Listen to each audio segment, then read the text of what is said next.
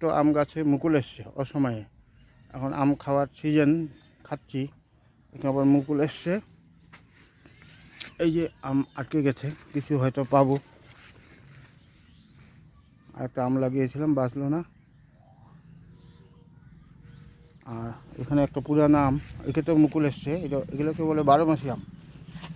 এই যে 2টা আম টিকে গেছে। এইটা আবার একটু নষ্ট দেখা যায়,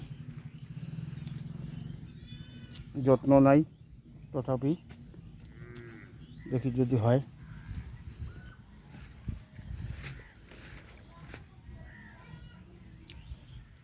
দেখুন গাছটা বেশি বড় না,